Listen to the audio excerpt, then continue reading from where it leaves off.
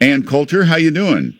Fine, thanks. How are you, Mark Simone? Very good. Hey, this mob mentality, the Democrats with the pitchforks and the torches and, the founder of Home Depot donated to Trump. Now they want to ban Home Depot. This has got to stop, this mob mentality, doesn't it? It's pretty bad, and it's getting worse. The strange thing is, I mean, they could, I don't know if they could beat him, but they could run a creditable campaign if they would just not be insane against Trump. But they're doing everything in the wrong way. I mean, it may bode well for the future. The Democrats decide they want to re-engineer America for a democratic hegemony for the rest of time. They bring in all these immigrants, legal, illegal. The illegals become legal, and it's just a fact that immigrants, I mean, they always have it, vote overwhelmingly for the Democrats. About 100 years later, they start splitting their votes.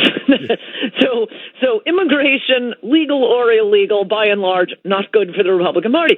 They've been openly gloating about this for decades now, as I describe in Adios America. Roy Teixeira, big Democratic consultant in Texas, he called Obama's victory George McGovern's revenge, something he'd been predicting forever as the states turned, saying that it was immigrants, and of course, feminist divorcees, young people that carried Obama to victory. But the downside of them creating this weird coalition is that the various aspects of the coalition hate one another. And at least at this stage, the Democratic Party still does need a few white votes, which they're basically incapable of getting. I don't know if you've seen these videos. In fact, I think you may have tweeted some of them of Beto O'Rourke. Oh. Multi-millionaire, because of whom he married, another John Kerry figure. If there is such a thing as white privilege, whoa, does Beto have it? And all he does is sit around talking about this systemic racism that runs through every American institution, and we're a country founded on white racism. I mean, who wants to hear that about their country? Not even the immigrants want to hear that about the country they went to all this trouble to move to. Yeah. Hey, this idea that the court rules you can't ask about citizenship on the census, where does this court think they have the right to interfere? They can tell the Commerce Department what questions they can put on a survey? Well, apparently, and thank you, Bill Barr, if only Trump had other smart people working for him besides Bill Barr. Barr has pointed out exactly what you say. We can ask whatever we want on the census. I think it's also worth mentioning, I haven't followed a lot of the coverage of this, but as someone who cares about history, the census always asked about citizenship. If you do ancestry work, going back to when the first census was taken, they asked about citizenship. And it wasn't for, federal benefits, because they didn't have federal benefits. They wanted to know. It was ended only in 1950. I mean, to act like this is some, whoa, out of the blue, where did that question come from? It's always been asked. It's one of the basic questions you would want to know about the population for all sorts of reasons. Also, everywhere you go, you can be asked your legal status. A cop can ask to see your driver's license. The train conductor can say, let me see your ticket. The usher at the movie theater can say, let me see your ticket. You can always be asked your status in anything. Yes, I mean, it's obviously an important question, even if we weren't living in a massive welfare state where congressional districts are determined by how many people are living in your district. But those are the two immediate impacts that are, in fact, important. I mean, one question I would like the Democrats well, let me finish that thought and then go to the next one. I'm leaping ahead. In Maxine Waters' district, for example, it's like half illegal aliens. So she doesn't have to win as many votes to beat her opponent as in a standard congressional district. I think the standard congressional district is, about 300,000, 400,000 people. Well, if half the people in your district are illegal aliens, the remaining citizens who are allowed to vote and end up having much more power in the House, which they're not supposed to. In the Senate, they are, not in the House.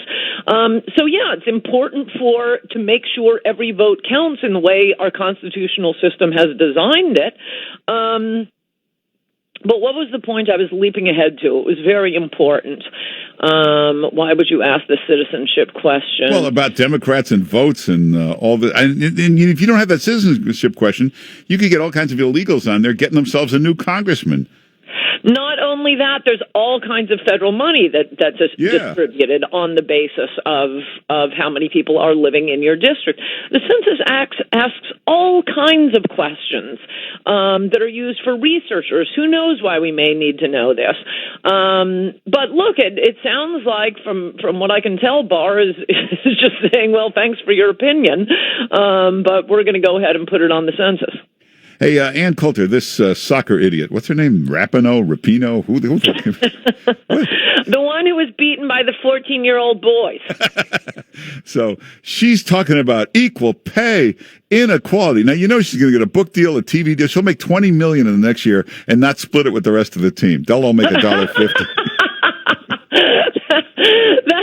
That's a great point, but I want to get T-shirts for the under-15 league in Texas that beat the women's soccer team, although I kind of don't want to do that because I don't want to encourage this heinous sport of soccer. You know, I've started an organization, the War on Soccer. Why?